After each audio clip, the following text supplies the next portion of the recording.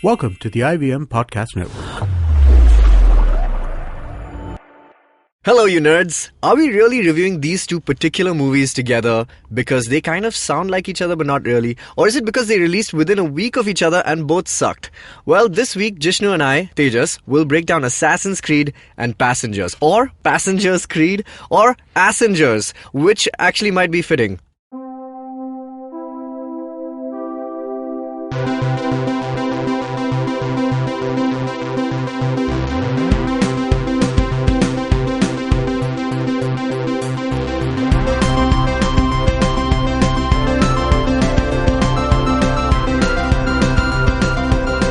Hello everybody and welcome to another episode of the Geek Fruit Podcast. My name is Tejas and I have Jishnu with me.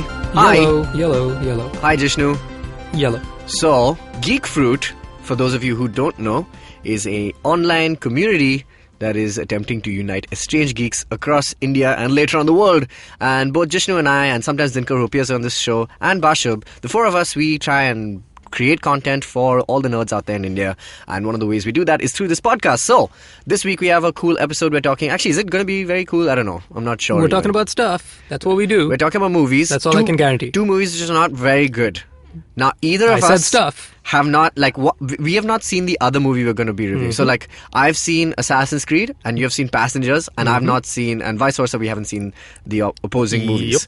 But we're going to be reviewing them. We're going to be talking about both of them. I'm going to pose questions to each other just to see whether this movie, from a third-person perspective, if we narrate it properly enough, might come off as reasonable, but maybe not. We've been doing this podcast for about over a year now, and it took us a year to realize just how much time gets sucked into watching all this stuff. This is true. And so we decided, you know what, let's change things up, because we need lives. We need our lives back. So we're going to watch fewer things, or at least all of us collectively will watch few things. There's some things that we will all watch. And Stranger Things. I see what you did there. Nice. So this is a thought experiment which hopefully will end well for everybody. I'm sad that it's beginning with Assassin's Creed and Passengers. But anyway, before we get to that, we're going to go through some emails that we got from our website, which is geekfruit.in. First one's from Ritwij. Ritwij says he's a fan of the podcast. He loves all of the stuff that we do. But his only gripe is that he cannot listen to stuff which is too recent. Because we're pretty good with keeping it up to date, at least on the podcast. We're on the ball with watching stuff immediately. And we watch stuff immediately and we review it maybe a week later. And I think that's the only gap in time that happens for all the big stuff. So we spoil stuff pretty much every week. We do, but that's a podcast. I mean, that's a podcast format is supposed to be. It's a long format thing. If you're not going to spoil, you're not going to get into it. Well, are we going to spoil these movies for each other? I don't know how much there is to spoil. Yeah, not for Assassin's Creed. Well, for my movie, I can spoil some stuff. But I don't know if I should. As a person who hates spoilers, I'm against that slightly. Exactly, and I'm gonna avoid it. Okay, I will avoid it as well. My New Year's resolution is to spoil things less for other people. I was going to be like, not spoil is probably a better one. So Ritwij, I'm sorry about that, but maybe you can just come to the episode. Come to the episode at a later date. At a later date, There are 52, I believe, 53 other episodes available for your listening pleasure. Yeah. So maybe work your way from the But the other fun is to kind of watch it as quickly as we do so you can get in on the conversation. That's fun. It's like Game of Thrones. That's the problem with that show. He also says, I want to talk about the podcast on AI, which came out a few months ago. Yes. Where we had IVM head Amit Doshi on the show. He was talking about the definition of AI. The thing is, and I quote him, the thing is that there's no clear definition of what we call artificial intelligence because it all depends on the progress of technology at that time. For example, a decade ago, handwriting recognition was considered a cutting-edge technology and an example of AI. Nowadays, it's so widespread that nobody considers it as AI. The same goes for something like chess, a chess-playing bot, if you will. So if you think about it, AI has lost a formal meaning and it's more like a buzzword now. Anything that is futuristic is experimental in its stage is considered AI. So what do you think? Thoughts? Jishnu, go! Yes. He agrees with you. I think so. I don't think it's a buzzword. I know what he means. I think the things that do things automated, in an automated fashion are considered AI. Yeah. One thing that I mentioned a lot on the show with Amit was that I thought that, like, a Roomba, for instance, has a mind of its own in that it has to detect What's a Roomba, things. Jishnu? A Roomba is those robot vacuum cleaners. It's not a dance? Features heavily in Passengers. A what? Yeah. There are a lot of Roombas in Passengers. Excellent. I will get to that soon. Neat but, segue. Yeah. But no, so I said that, when you have those robot vacuum cleaners that like detect dirt or whatever, and like they scan your room and they have to learn, the limitations of what the room is and learn where the furniture is and do what they're doing. Technically, it's intelligent because it's learning stuff as it goes. Put it in room A, it learns one thing. Put it in room B, it learns another thing. However, I don't think of it as artificial intelligence because I'm not threatened by it. So I agree. I think it is a buzzword, but I think the formal understanding of something learning by itself and intuitively kind of making decisions by itself should be considered an AI thing. I think in a machine that has like a really much higher function to kind of carry out. You could also say like, just if you're looking at how intelligent it is, if there's no real cutoff point for intelligence in terms of like, maybe even with like a human being, you look at a baby doesn't know shit. A baby doesn't know anything. In fact, that's all it knows. Myself. Yeah. A baby doesn't know anything, but, a full-grown adult does. They're still human beings. They're both intelligent. Have you seen Assassin's Creed? Just saying. Anywho, I get what he's saying. Yeah, I get what he's saying also. Fair point. But cool. I don't think that's going to be the last episode we do on AI Rutvij, so definitely when we do the next episode eventually, I think it'll happen when Black Mirror Season 4 comes out. Yeah. Eventually, I'm sure we're going to talk about it some more. Yeah. Next. Cool. All right, we have a long one from a gentleman named Karthik. Cool. And it is so damn long, which I applaud you for. Well, bravo. Thank you, all of you guys who are writing in. Thank you so much. This is amazing. This is one of the longest emails we've gotten in a while, so please forgive me. I'm gonna paraphrase just in the interest of time. Yeah. So one of the first things he said... he's a huge fan. He's a huge fan. Hey, great. Thank you so much. Appreciate it. He starts off talking about Civil War and how he had gripes with the fact that, basically in a nutshell, he said that collateral damage in superhero movies should be overlooked because the events that cause superheroes to take action, which eventually creates destruction for Chaos, the world, are so big that collateral damage is, or rather should be considered, such a small result because you are saving the world. It's like if you didn't blow up Sokovia, the entire planet would have been destroyed. No, fair enough. That's what the Avengers have been fighting for all this time. So then he said, well, then I heard the podcast and my mind was changed. I was like, well, glad your mind was changed, but stand by beliefs, man. That's a fair point. I like where he's coming from. Point. Did we refute that point? Maybe. I don't know. I can't remember. I can't remember a thing, man. We talk too much. I think it's something like, for example, it's a small scale version of it, but if you take World War, there are so many casualties in war. That's what it's going to be like. But if you now make that war not a planetary war, you make it an interplanetary war, then a whole planet exploding, Aldron getting, completely, decimated is bound to happen. And I think it just, the larger the scale is, the larger the kind of fallout is. So I completely agree with that. But I think my opposing point to that though is in Man of Steel, when you see the amount of damage that is there, and I'm still okay with it because the kind of destruction that happens is only possible by somebody as superhuman as Superman and say Zod. So that's fine. What I don't I think it's just that these movies are trying to be very realistic, right? Yeah. They're trying their best to be as realistic as possible, but they don't like the reaction that they get when Batman kills somebody and all that stuff. So I'm saying, you guys are taking the thing of realism so far. So when we have realistic reactions to it, saying that in a realistic world this wouldn't happen, then you have to. Then that's your job to defend it. I mean, it's unfair for them to say no, you guys are not seeing it's a comic book movie, but you're the one who's made it realistic. Right. So I think that's another fair point. I'd say the flip side only defense for his argument is that. In Civil War specifically, so the nail that, or the final nail in the coffin was when the straw, that thing. Broke the camel's back. The camel that died because of the straw. Was when that mother meets Tony Stark right in the hallway, and he's like, "Look at my son! You killed my son." Woodard. Yeah, you killed him, and he's like, "Oh my God, I killed this poor mother's son, and I feel really bad." It's like, well. Did you never meet anybody else that lost people? Because there have been thousands of people that died. It cannot be the first time that somebody exactly, right? And but it's only portrayed. It is portrayed as such, in that we don't see him have that encounter ever again, or prior to that rather. And so that's like the tiniest little crack, which I think is negligible, but it is a crack. His conscience has been restarted after the events of 2008, which is the first Iron Man film. Right. Before that, he was a selfish dude. Like, Yeah.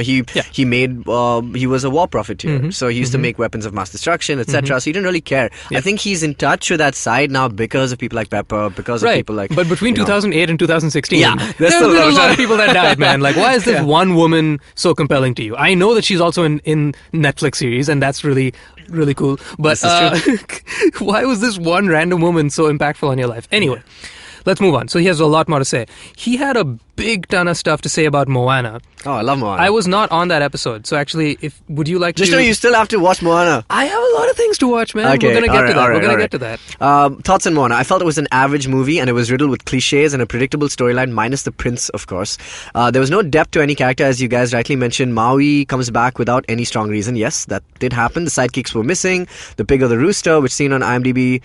I'm surprised to know it was voiced by a character. This is true, by Alan Tudyk.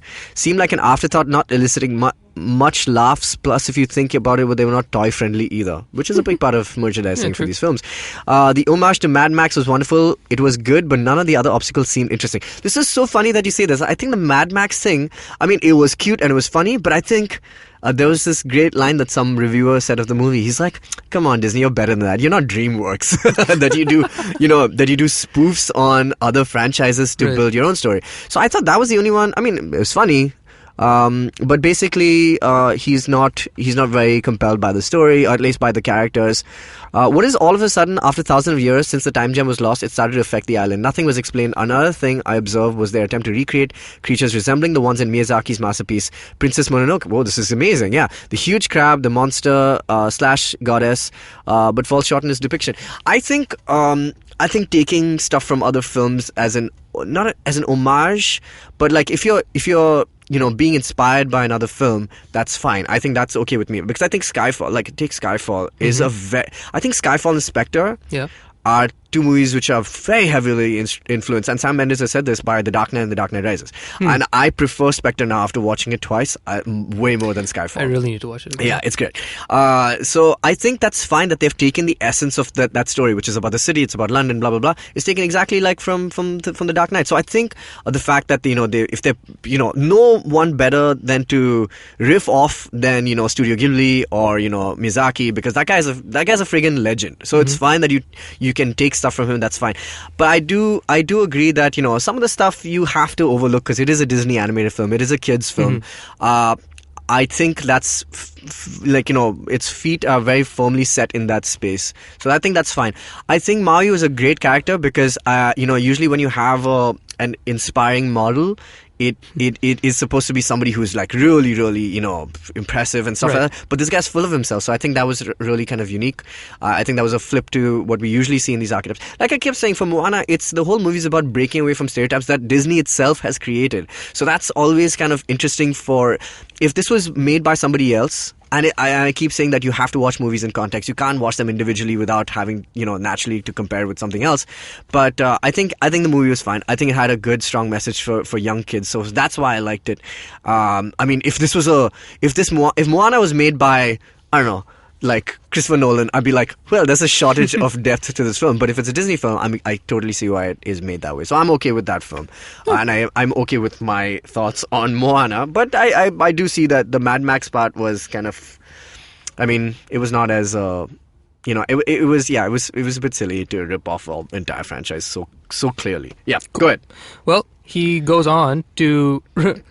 shame Dinkar for not having seen Stranger Things. He heard Dinkar on the Science Size podcast. That is so true. And I'm with you, man. So am I. I'm totally with you. Dude, he got schooled on that. You stupid Dinkar. Watch things. Anyway. But sorry, just to defend Dinkar, he has seen a lot of things that you guys probably haven't heard of. And that's the unfortunate nature of this job. We see a lot of things that we wouldn't otherwise see and we normally don't care about. And we see like a tiny ray of hope in them, but then we're like, I really wasted. He's just put out a great article on BoJack Horseman. Now, I don't know how many people watch BoJack Horseman as compared to a lot of other things, but you should read the article and then obviously you should watch the show. And it really puts together why that show deserves your attention. So anyway, so that's my defense of Dinkar. Dinkar, I got your back.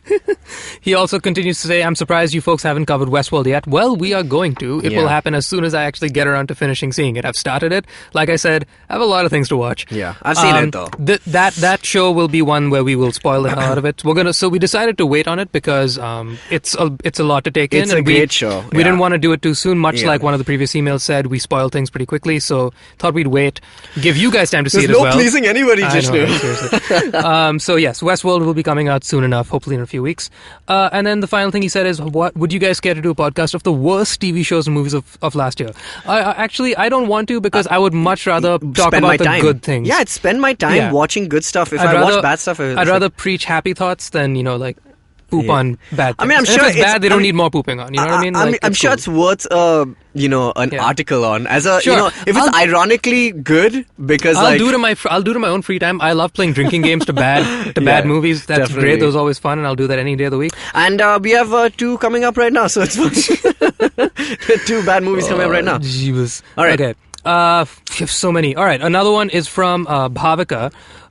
Who says that she's a big Harry Potter fan and she's read all the books and she's a old school Star Trek fan and all that good stuff, and she is an Indian working in the VFX scene in London. How cool. For the last 12 years, and that she says that she's really happy that we are one of the few people that mention visual effects work in and films. I will be talking about visual effects today as well, and we will continue to do so. I too am a budding VFX artist myself, so I have a big dog in this fight, and I am with you. I think that VFX artists need more praise. Yeah, I think she said something which is really cool, which is that, sometimes you work like hours and hours on something and then it's just like done in a second. Absolutely. That sucks. That probably sucks. Yeah, absolutely. So, kudos, thank you. And we will be replying to all your mails like on email as well. So, if we haven't already, by the time this episode airs.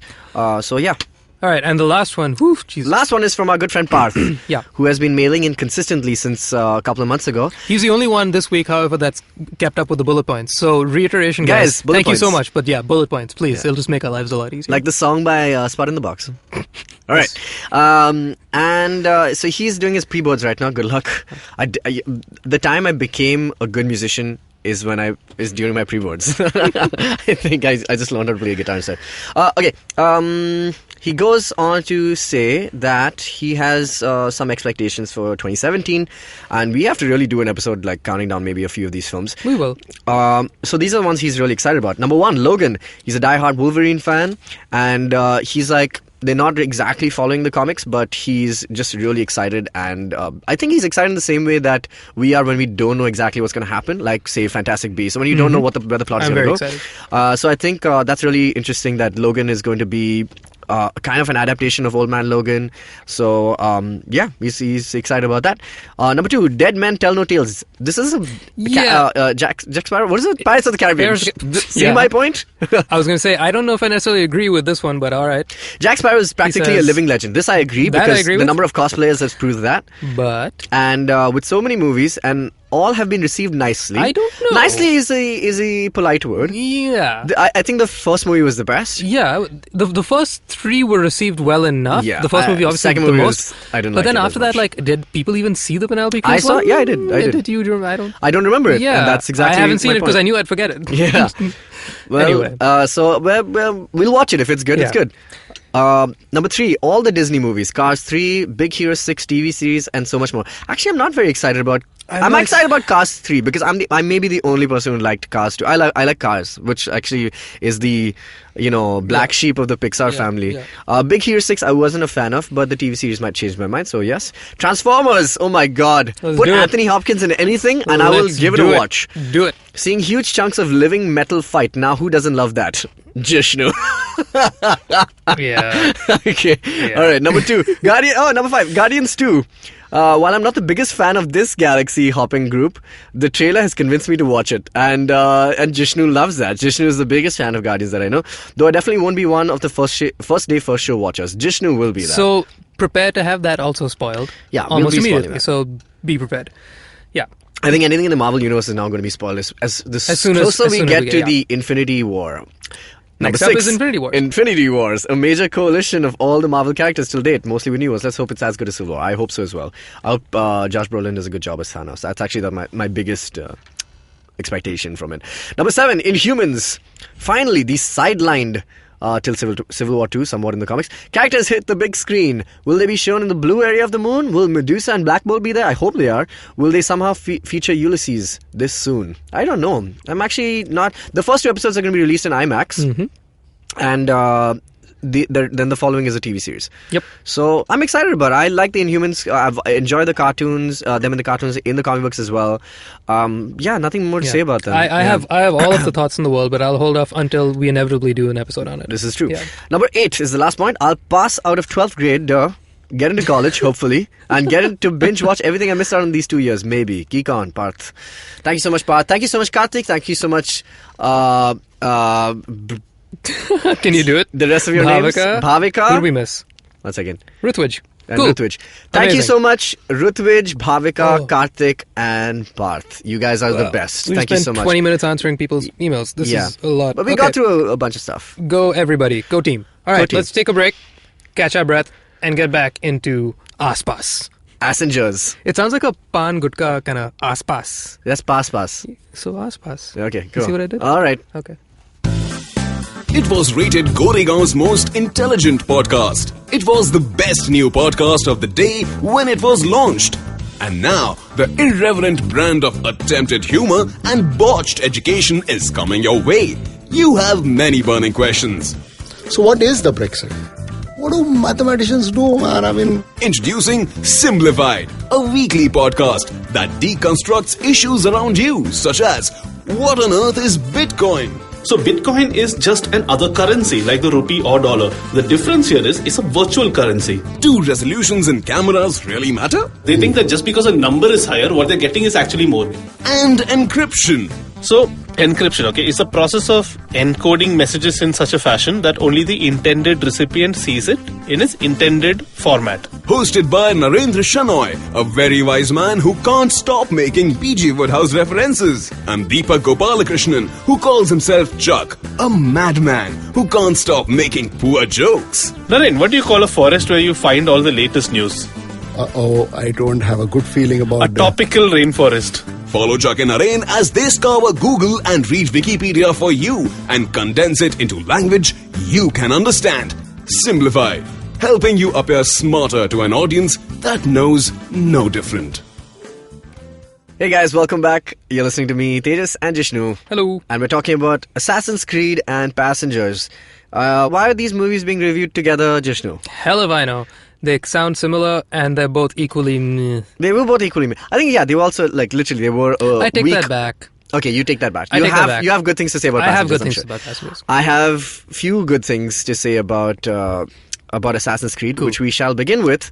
But there aren't that many good things. Hit me with your best shot. All right, so just for context, I play the games. I've played most of them. I think you have played I a have few of them played also. up until the pirate ship one. So you've played the best part of Assassin's Creed, which was Ezio's story. Yeah. So let me just quickly give a rundown of the game for people who barely know it and have seen the movie. The game is mostly like how they've depicted it in the movie, which is it's a set, and a lot of people think that Assassin's Creed is set in a prehistoric time. It's an ancient game, an assassin in the whatever age that the game is set in. But what actually that's not really true. It's actually a science fiction game which is very much set in the future, and you're a common guy who's Desmond Miles in the first 4 games. And what happens is that this guy's a bartender. He doesn't know about any secret cult of any sort. He was a bartender? He's a bartender, and he's abducted by a company called Abstergo Industries, and they basically go on to tell him this tale of how they have a machine called the Animus, which allows you to access your genetic memories. Now, apparently, we all possess in our DNAs, buried very, very deep within, the memories of our ancestors as well, and not just our own. And so, because of that, if you put yourself in the Animus, you can relive or rewatch at least those memories, which you end up playing as in the game. So, in this case, in the games, you play as Desmond Miles. and you're transported to various parts in history where you're in the middle of a feud between assassins and Templars, and over a piece of technology, an ancient technology called the Apple of Eden, which gives you the power to control people's willpower and their own, and you can either subjugate them or you can free them of this power and let them live their lives. The Templars, obviously the bad guys, and they want to subjugate people and suppress their own will. Assassins have been working in the darkness to kind of rid this Templar organization, but it's a war that has been going on for centuries, and you are and basically Abstergo in the real world ends up revealing itself as, spoilers alert, as the modern day incarnation of the Templars. Now, in the game, what happens is that you realize that as the main character, and then you kind of defect and you become an assassin like you truly were. And the only reason why you've picked this guy is because he is the descendant of a key member of the Assassin's Creed, who basically knew where the Apple of Eden was placed in a specific time so that they can go and find it. Now, in the game, it's only a piece of the Eden, so you have to really, over many generations, they've pieced together the final main product, and that's how they've handled it. I don't know, I've not played all the games up till now, like the last few months. How many are there beyond the pirate, which is I think Assassin's 4. Creed, Assassin's Creed 2, then There are Brotherhood, Revelations, 3 and 2, Assassin's Creed 3, Black Flag, Syndicate, Rogue, and Unity. Christ, there's so many. Okay, There are a few. Right. So I don't know what's happening recently, but it ends with you finally winning. Cool. So where is this movie at? Now the movie. So this was really exciting for all of us fans of the game, and I'm a huge fan of the game. In university, that's all I was doing pretty much. I was skipping class and playing Assassin's Creed. When the game was good, the game was good. It was excellent. It was when a it was rich good, it was story. great. Yeah. It was supplemented by lots of comic books and novels, which I've read all of them, and especially for Ezio's story because it's so compelling. It had great music. So there was a lot of things going for the Assassin's Creed franchise, and Ubisoft obviously wanted to kind of make this into a film because they had a bad, they had a bad scene when they gave the rights away to Disney to make Prince of Persia, which starred Jake Gyllenhaal. It wasn't that good. So what happened in this, they finally said, you know what, we're going to set up Ubisoft Pictures and we're going to make 8 films. And I don't know if they want to do a shared universe or whatever it is, but they want to make 8 films, including Tom Clancy's games, Splinter Cell, etc., Rogue Division, Rainbow Six, etc. And the first one was their flagship franchise, was Assassin's Creed. So we're very excited. All the fans are really excited to finally possibly see a game which is good, because video game adaptations have been crap all this time. And the best thing about that was that Michael Fassbender agreed to produce and be part of this franchise of his own accord. So we were all really excited, and the movie came out. 3 months before the movie came out, Ubisoft releases a statement saying, hey, this movie probably won't be good and won't make money. I swear they did that. And I was just like, why would you say that? Then they retconned it. They said, you know what, we just meant that, it's for fans. This is the theme of the year, isn't it? Right? This is the movie and the games are for fans. Now, critics have said something, but Suicide Squad makes $650 million. It doesn't make any sense. But the movie comes out, and it really has no sense of any kind of structure or story that the game can provide. The game obviously goes on for many hours and you really get invested in the character, but still, the essence of the game is, for me, has been in the history that you receive while, playing the game. You feel instrumental, in the games. Do you remember? Da Vinci is your best friend, right? Yeah, I think in 2. In 2, in 2, 3, I mean, like the Ezio series, right? Yeah. He's your friend. He builds a lot of the things, and then you realize that a lot of these events that have happened in history have been affected by you. So you feel like you've had a hand in it. Yep. And the problem with this movie is that you don't feel anything is. There's no stakes. There's a lot of talk of the willpower being taken away from people, and Jeremy Irons says a lot of lines which is just like yes, let's do this. And who does he play? He plays the head of the Grandmaster of the Templar. Okay, so can you give me a main cast breakdown? What are the main characters in this movie? Similarly, they've made their own story for the film, but it follows very closely to the story from the games, which is that Callum Lynch is played by Michael Fassbender. He's a convict, and he's killed somebody. In the movie he says a pimp, and that's the end of that. Okay. Like almost as if to defend his reason for killing somebody. Sure. He says, I killed a pimp, and and so he's being executed, and the gas chamber happens, and he dies, but he wakes up, and he wakes up in Abstergo Industries to Marion Cotillard's very cool haircut character, Dr. Sophie Ricken. Okay. Again, new character, but she's supposed to be what I feel is played by what's her name? I forget her name. Kristen Bell? Oh. In the games. That's Kristen Bell? Yeah. Oh, wow. So she's played that same character in the Yeah. games. It's like somebody I who forget her kind name, of but yeah. feels for the assassin, at least for the person that you are playing, and she Right. kind of defects later on in the game. The one who flirts with Desmond Miles. Exactly, Yeah. and then she turns out to be a secret assassin, Yeah, etc. yeah, yeah. So I thought that's what her character was supposed to be. But now every line in this movie Mm-hmm. is not said like. No human being speaks like this. Like, you know, where you would have a conversation with somebody saying, "Hey, why did you do this?" And Michael Fassbender should say, "Well, man, if something going down, I killed a pimp." You know, this is what happened. This is what happened. This is real life. I was Okay, and so- violence has been in my family. But instead, everything is delivered like it's a Bollywood film line. Sure. And not to take away from there's some good Bollywood films, but still, Okay. like everything's a line and everything's a like. It's, But then it's almost like with the action, Yeah. which is, the game is an action game, right? If Yeah. for nothing else, if you're not playing the game for the story, Okay, if Jishnu. you jump into the series in episode 3 or game number 3, it's a really cool action game. Yeah. And the fighting is really fun. The running around is really cool. The assassination bit of it is the main selling point. Yeah. Did that Come translate? across? Did that translate? Is Okay, it thrilling? so there are 3 sequences only in the film where they go into the Animus. Okay. And the Animus has been remodeled for the film to make it look like it's basically like in the game it's like Neo entering the Matrix. Right, yeah. But in the movie, how they've done it is that he's attached to a kind of a rig, and like Okay. it kind of flies him about. I don't know if you've seen it in the trailer, and like basically all the movements that he's making in his memories Mm-hmm. is being done through this machine in like almost like a VR version of it, So- like an AR version of it at So least. Fassbender in real life is physically like flailing his hands about. And remember the bleeding effect? It's the effect of if you spend enough time in the Animus, then all the Right, things, yeah, skills that you learn in the Animus kind of get passed on to you. So that's effectively what happens throughout the movie. Now the problem I have with all the sequences, which are the assassination bits and the cool set pieces, apart from the fact that the characters in the actual Animus, he plays Aguilar, which is a Spanish Inquisition assassin, like from Okay. that period of time. No story. He's just thrust into this. There's no backstory of this character. There's no information given about him. He's just an assassin. He goes around killing people. Okay. And there is nothing else provided as in terms of like any depth. Is it a no depth. spectacle movie then? It's just like, hey, No. look at these cool visuals. They're kind of cool thing. visuals, but here's my problem. This is the same problem I had with the problems that I have with La La Land. Is that there's no moment in this entire film that makes my heart like soar and go like, wow, that was awesome. That was, oh my god, that movement was cool, or that jump was amazing, or that, the leap of faith, which is supposed to be the critical moment in the game, Right. where you literally take Yeah. a leap of faith from a high point, like any buildings, Hundreds of feet and you land into a bale of hay. Yeah, so the bale of hay is missing obviously in this, because So- that would have been too silly to depict it in a movie Yeah, version. so what do they get? So he flies into a leap of faith, Uh-huh. and the Animus crashes, and that's it. We don't see where he goes. Oh. It's a weird thing. Okay, And is there for- eagle vision? No.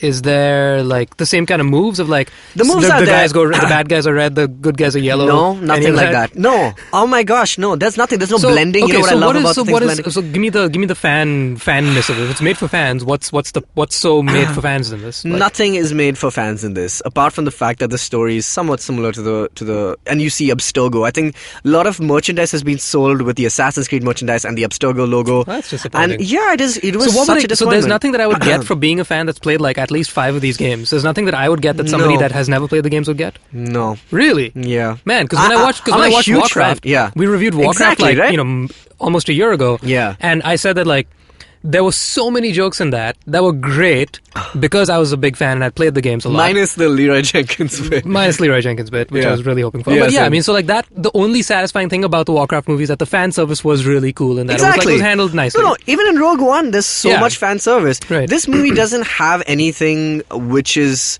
like, I wish that they would at least allude to some of the characters in the game, like Ezio, and apparently some people have said, no, he's there in the background. Yeah, so is Jar Jar Binks in Rogue One, apparently, but Yeah. that's not made a difference to my life. Okay. This movie is a failure of Man, that sucks. for Ubisoft, I'd say, because they must have spent a good coin in this. That's a shame. And I don't see any kind of potential for a sequel. Like they didn't even set up anything for a sequel. Like, I mean, yeah, sure, the assassins ultimately kind of break out of this facility, but there's nothing nothing great. Brendan Gleeson is in this movie. So, he's there in one scene, and that one scene is cool, but it's just like, why did you do this? Why did you do this movie, man? And even the final sequence, which I won't spoil, I mean, where, Michael Fassbender, his real world character, the present day character kind of assumes the identity of the assassin to go after somebody. Yeah. That also didn't feel really cool at all, because at the end of the game, what happens is Desmond finally gets all these powers, and then when you use them in the real world, like in the present day, that's cool, because you can do all these things now for real, like in real life, whatever. None of that felt good. That's a shame. And the assassins in the present day don't look cool at all. And here's the other thing, and we just wanted to talk about a little bit about VFX and things like that. The VFX are cool. Some of it are really cool. But the problem, which, I think Bhavika raised in her email was that, she says that, a lot of these, we work so hard on these things, and then, nobody gives us, nobody says any credit. But, they only work if the story is good. I will pay so much more attention to the VFX if the story is good. We would all have remembered Avatar for its photorealism and the story if the story was good. That's something, so... while I'm totally with her in what she was getting at, and I too I'm trying to get into this world myself.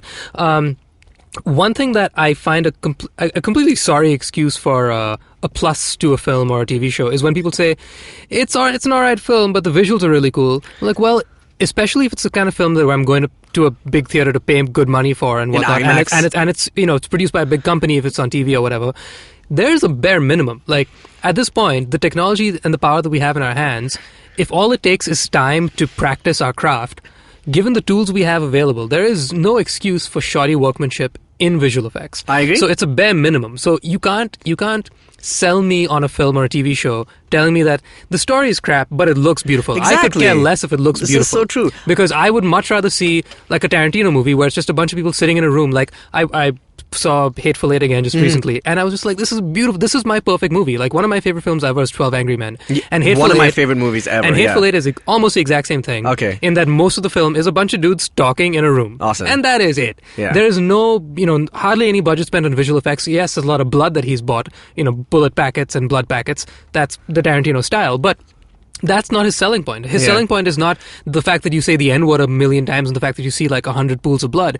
The fact is that his dialogue and his story and the script and the characters are all compelling. Solid, yeah. That's what makes a good movie. So if you just have a beautiful movie, I couldn't care less. I can just go outside and look at beautiful things. No, of course. I don't need to see a movie to see beautiful things. I think, just to reiterate, we always remember the VFX of movies which have been like, Rogue One was a great movie, and I will remember the fact that Tarkin is back in that, and I'll remember it so much more because he's an actual character in the film, and I'll remember the VFX far more like vividly if the story was memorable. We recall the bullet time effect in Matrix because it was used well. It was innovation. It was not only. Cool. I mean, like, that move was really cool. The thing is, like, Sherlock does that move all the time. The Sherlock TV series does that multi-camera setup where they sweep through a whole bunch. They do that, and it's a ubiquitous tool at this point. Well, ubiquitous in that league of budgets. Filmmaking, but the reason that everybody like got such a thrill out of the Matrix bullet time move was when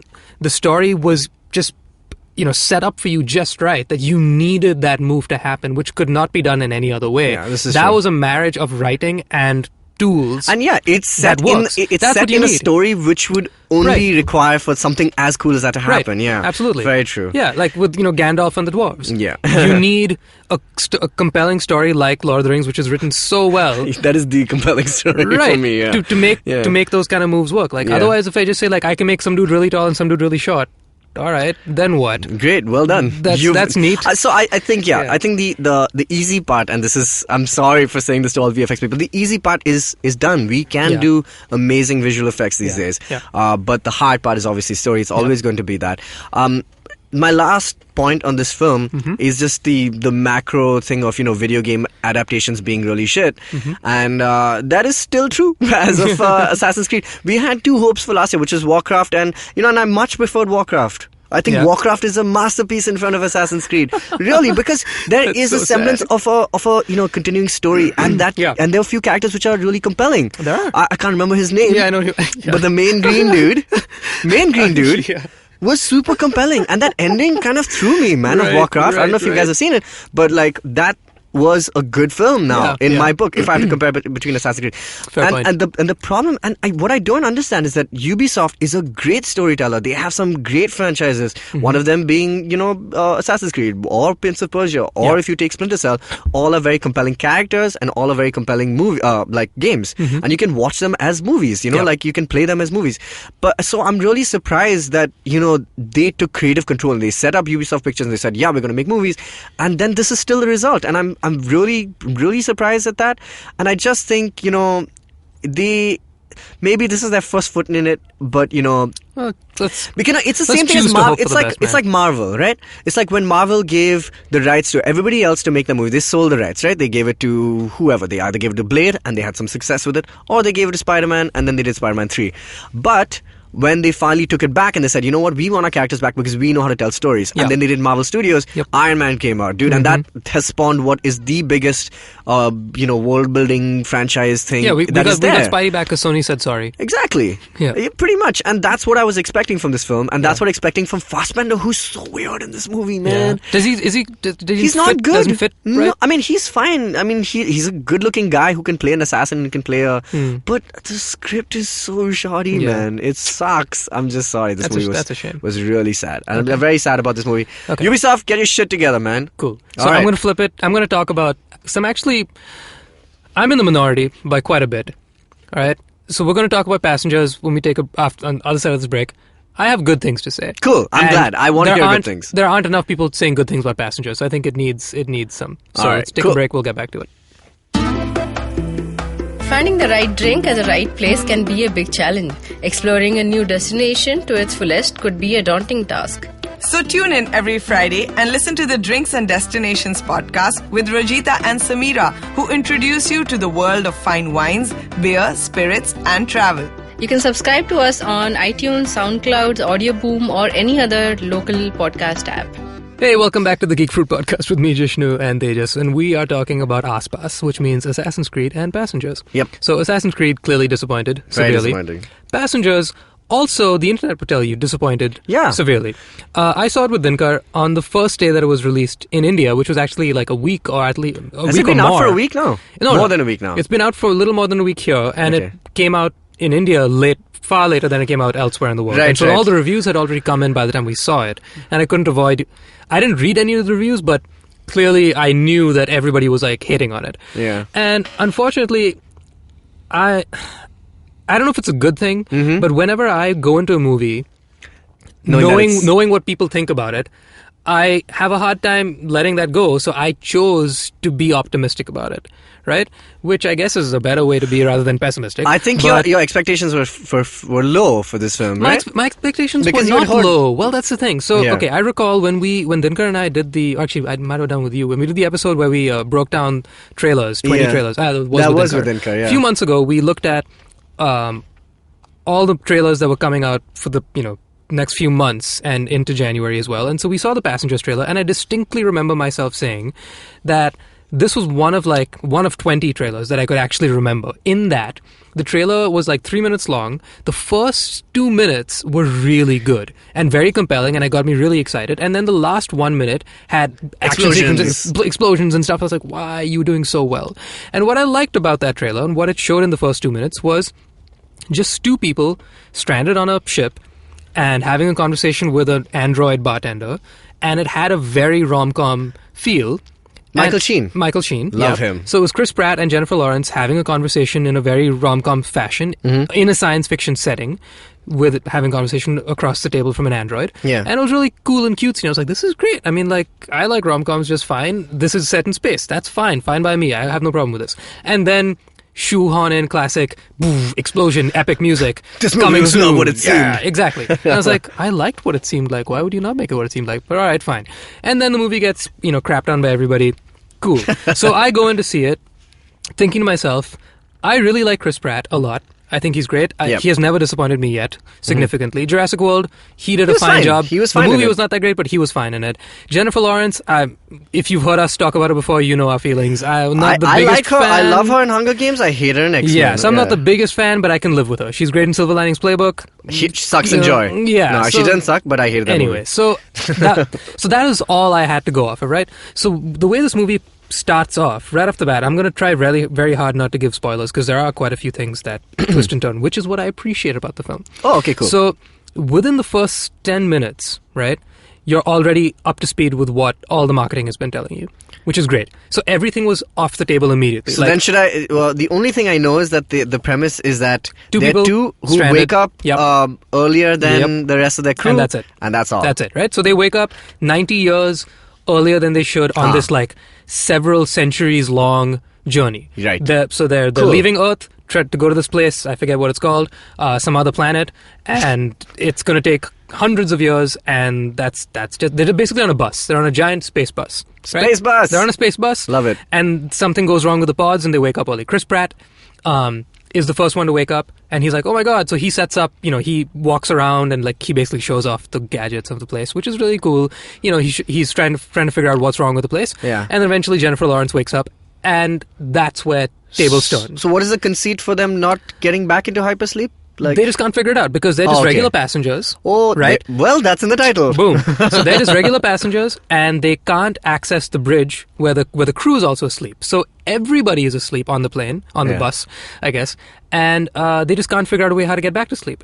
Okay. So the only person they This have... sounds like any regular night. Right.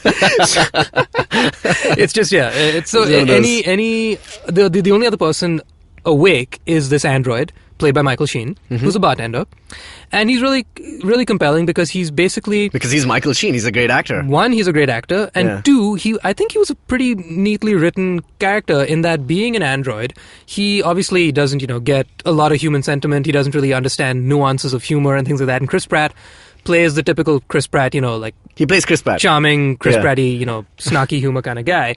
And so... while Chris Pratt is trying to sort of, emote with him, he spends a year before Jennifer Lawrence enters the picture. He spends a year alone on the bus. Okay? Oh. He spends a year alone and does the full... like how we said with Doctor Strange, you only know about timelines because of the beard. Yeah. This movie is totally guilty of that. The beard timeline. The whole movie spans, I think, 2 or 3 years. Okay. And the only way you can tell is, people's hair growth, pretty much. Which is fair enough. You need some device. So that is one problem that this movie faces, is that it jumps around a lot, and you have to take for granted a whole lot of like character development and emotional development and relationship development, because it's only the two of them, right? Yeah. And so that's why Michael Sheen, I think, is a very interestingly constructed character, because being an android, he does what he's told. Right. So when Chris Pratt tells him, his real feelings about things and how he's so sad and, longing and loneliness and whatever, blah, blah, blah. All the stuff you'd imagine from anybody who's in that whole castaway, lost or stranded on an island thing. Actually, there's a line where he says, if you were stranded on an island, Arthur, that's his name. Yeah. If you were stranded on an island and you had to do blah, blah, blah, blah, blah, but you knew it was wrong, yada, yada, la, la, la. I don't want to get into that because it's all spoilers. Sure. The android can't really say anything other than what you want to hear. And the interesting thing, which is what I liked about this movie, is that the android character, since he wants to tell you what you want to hear, that's the way he's programmed, he is the devil on your shoulder. And what you don't like is that you're going to this guy for solace as a bartender. He's the guy that Correct. comforts you, right? That's what they're trained to do. He gives you solace, and what he tells them is always the negative, The thing that they want to hear. the thing that you don't want to hear but you know is true. It's the voice in your head I see. that is being personified, but with a smiling and charming face. Okay, I see. So it goes down easily, but there's truth to it. So I really found that compelling.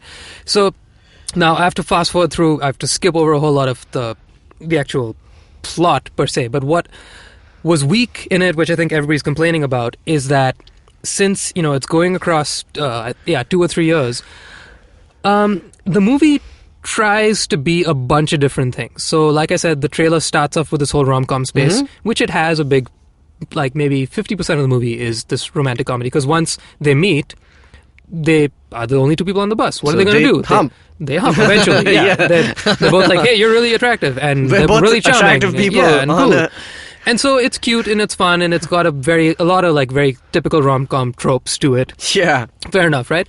But then what makes it sci-fi is the fact that, the fact that they're stranded on the thing in the first place is because there's something wrong with the bus, right? And Chris Pratt spends a year trying to figure it out.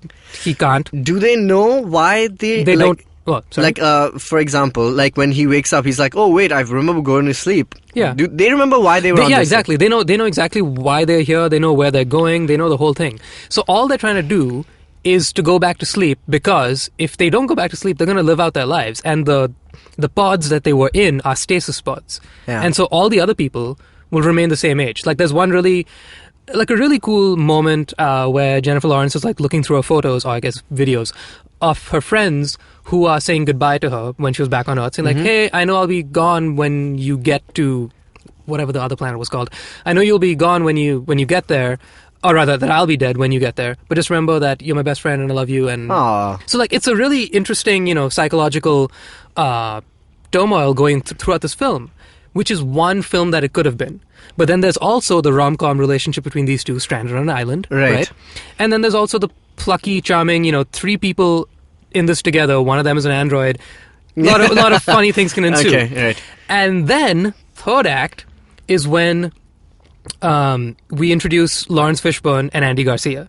Now, Who I've seen in the trailer. Yes. here's the thing. I will give you this one Just get that- tiniest yeah, little spoiler. into the third act. Like, Yeah. what is the major So the development? third act, the tiniest little spoiler. The third act is that Lawrence Fishburne plays the captain. Correct. Of the, It seems so captain-y. yeah, he's the captain of the thing, right? So eventually, he is introduced. I He won't say wakes how. up. I won't say Okay, how cool, anything fair happens, but enough, he's okay. introduced into the story, and he, being the captain, is able to help them figure out what's wrong. Luckily, he's awake. He's woken up and is there into the story just in time that it's like being an action movie, because you want to sell Right. action movies. It's right at the very last second, so he's like, "Oh crap, we have 5 seconds to do all this stuff. Let's run around and explosions and stuff." Correct. So in theory, had he not woken up just at the right time, they would have died. Correct. But that's where the psychological thriller aspect of this would have really been cool had he not woken up and just been like, "Guys, This feels live a- your life on this bus Yeah. that's a sinking ship." Yeah. That would have been really cool. That would have been cool. And- I feel like it's got some, like, the hint of the whole, the Interstellar, Matthew McConaughey, like, aging, like, Yes. not as... Yes, So I think, yes. a lot of good questions in that. So there were too many films in one film. That's the big problem with this, right? And the funniest thing is that Andy Garcia is in the trailer. Andy Garcia is credited on the posters. He is in the title crawl at the end. He's there for... He has 0 lines. He is the last person you see in the movie for all of 2 shots. There's one. he Mark Hamill it. Doors open. You see him, and he's not important at all. Okay, yeah. Like you see him for like 1 shot. Doors open. Hey, it's Andy Garcia. Over the shoulder shot of him looking at what he's looking at. I won't Okay, tell you what he's yeah, looking yeah. at. He's looking at stuff.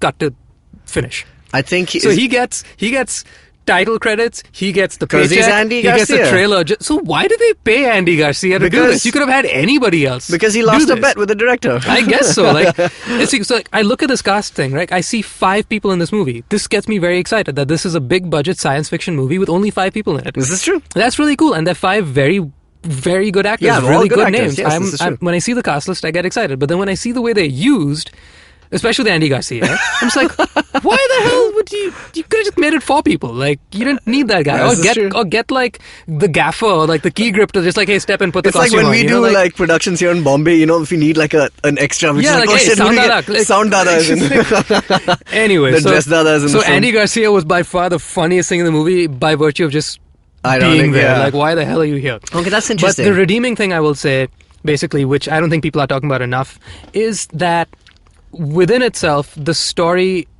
had a lot of potential that was tapped into every now and again in very different ways. And the problem is that there were too many different things it was trying to do. But every notch that it hit was hit well. Does it make sense? So then why is this movie being hated on so much? Is it because it's a cluttered film? Like, is there too many things happening? Because I There's find that yeah. not the case, because there are not that many characters to develop. Like, Right. like you said, there's a very limited cast, a very small cast. Practically like 2 people you really focus on. There are a lot of cliches because I think that the time jump thing is a big factor. So you have to take a lot of things for granted. Like our same problem with Doctor Strange. It's a science fiction film. It's a science fiction film. You have to. They just needed to jump through time in order to tell the story. It would have been a great TV show, maybe, but then again, can you make an entire 10 episode or 13 episode show based on just 2 characters? I don't think so. I mean, that would be interesting in itself. That would be such a gamble. Yeah, but yeah. I would love to see somebody try. I don't know if they'd succeed. Well, if they didn't succeed in a 2-hour film. Well, no, I mean, with a TV show, you have the time to let them, play it beat by beat. There were a lot of cliches that had to be hit just to explain, hey, these guys are now at this step in the relationship. And I now like you, I now hate you, I now feel this feeling towards you. Like, right. You had to do these tropes, which are rom-com tropes, which made them funny and cute, so, it makes that audience happy. And then there's the action sequences towards the end to make that audience happy. So you're right in saying that it's trying to please too many... Exactly. It was too many things. But I think that when it did enter those different ballparks, it entered with a big presence. Okay, cool. In a really cool presence. Who's this directed by? Does anybody we know? And actually, that's another interesting thing is a lot of names that I hadn't heard of. So Thomas Newman is the only name that I knew, the music director. Oh, Thomas, right? Yeah, of course. And the music was really cool. I really liked Thomas Newman. He's amazing. The director was Martin Tildum. Yeah, why Tildum. Does that sound familiar? What else has he made? He made The Imitation Game. Exactly. But other than that, I thought The Imitation Game was a fine film. Do you know Headhunters, Fallen Angels, Buddy, Utopia's Nobodies? I haven't heard of any of these. Buddy? No, I don't know. So yeah, but The Imitation Game was great. Yeah. I mean, it was a fine film. I don't think it was exceptional. Yeah, I thought it was a fine film. I don't think I'll ever watch it again. Exactly. But I enjoyed watching it. Yes. Yeah. I mean, I was watching Benedict play a genius. Benedict playing Benedict. Yeah, pretty much. So he made Chris Pratt play Chris Pratt. And in that vein, one thing that got me thinking and kind of excited was that so Chris Pratt started off his career with his breakout role in Parks and Rec, and that was really cool. So we know that he's got amazing comedic chops. We also know he plays guitar and sings pretty well because of that show. And now he's an action star. Now he's an action star, and in this movie, I really enjoyed his romantic lead kind of side of it, like his Hugh Grantiness was working. I was like, I could see you in Notting Hill too. Gosh, yeah. Like, I could see it. That may be a stretch, but I think he's a good leading man. He's a good leading man. Yeah. So I have hopes for the guy, and I hope that Hollywood doesn't pigeonhole him for too much longer. Because he's young enough that he has time to try a bunch of different things.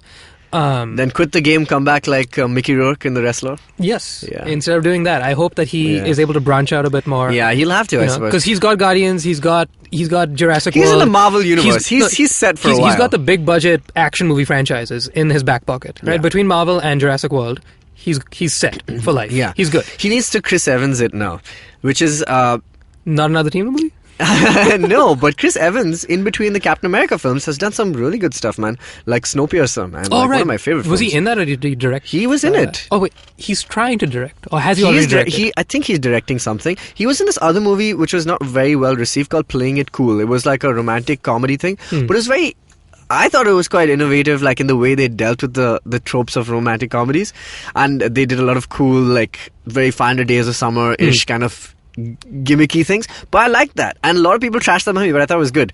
I'm in the game of liking movies that people trash, so I may actually like Passengers. I will definitely watch it. Yeah, there's no doubt about it. I think it's worth checking out. Yeah, I don't think it's nearly as bad as people say. I think a lot of the big thing was that the way it's marketed and the names behind it, people are going into this movie with all right, show me with your hands folded, kind of like, all right, impress me now. Impress me. Because tried very hard not to big do that. Budget kind of film. Yeah, it's got the name behind it. And I don't like, other than a handful of movies, which are Marvel, Star Wars, and just a few others in between, I don't like to go into a movie with preemptive thoughts. Yeah. And, fair enough. This one, everybody went in with all right, show me what you got. Yeah, exactly. Your passengers? What were we, some kind of passengers? Yeah, I tried to consciously forget. It was a lot easier with Chris Pratt because I like the guy. Yeah. I tried consciously to forget that these guys are giant A-list Hollywood actors. All of them. Yeah. Yeah. So Lawrence Fishburne, that's no what less. Everybody was going in with all right, you guys better do what you've done in every other movie, impress me as much as that. It's no, you don't have to. You don't have to be that big and bombastic. But they did make the movie that way. That's the problem with Assassin's Creed, you put Fassbender in it, put Marion Cotillard in it, put Jeremy Irons in it, and then you just expect this is supposed to be the greatest video game adaptation of all time. Tell me if any other video game adaptation had such a prominent cast. I can't remember, man. Like, know. they never use, apart from Mortal Kombat, the greatest video game adaptation of all time. Aren't they doing another one? I hope so. I think I wouldn't be surprised if they won't. Yeah, but I mean, the problem with Assassin's Creed is that it didn't have any of the things that you said. It didn't have any moments in the film that made me feel like, oh, potentially could have been good. Nope. The story was what potentially could have been good, which has been fleshed out completely in the game, but not so much in the movie. Anywho, though. Well. So, along with this ramble, if you would like to read this ramble in a reading form, we have reviews of both of these movies available on the interwebs. Dinkar has done the review of Passengers, which I am yet to read. His was a bit harsher. He gave it a 2.5 out of 5 star fruits. All right. So a little less than I would.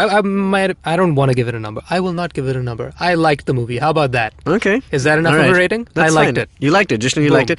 Dinkar, not so much. I didn't like Assassin's Creed. My review's up also on the website. Other stuff as well. You guys can check it out. Geekfruit.in is where you can find us to contact us as well. Otherwise, you can mail us directly, contactgeekfruit@gmail.com. And you can find us on all social media at GeekFruitHQ. That's Facebook, Twitter, and Instagram. You can also find our podcast now everywhere on the internet. Whatever your favorite podcast player is, you can find us on that, whether it's Podcast Addict, BeyondPod, iTunes itself. You can find us on all places where you find podcasts and the like. Don't forget to subscribe wherever that is. Yeah, subscribe. And we have 2 podcasts coming out every week. One is like it's called Geek Fruit Retcon. We're basically playing some of our greatest hits from 6 months ago. So do catch us there on Tuesdays of every week. And you have the latest episode releasing as usual on Thursdays. So yeah, find us over there, you nerds. Thank you. Hey, Jishnu from Geek Fruit. Hey, Tejas from Geek Fruit. Hey, man. So you're a musician. Hey, so you're a musician too. I know, and if you're a musician, the person who's listening to us two musicians and also Jishnu and Tejas from Geek Fruit, then you should listen to Made in India. If you're a fan of music also, then you should listen to it too. It's with May, independent music for you. Our podcasts bring all the boys to the yard, and damn right, they're better than yours. But you don't need to stand outside in the yard. Just follow IVM Podcasts on Facebook, Twitter, and Instagram. We might be on Tinder too. Just go ahead and swipe right.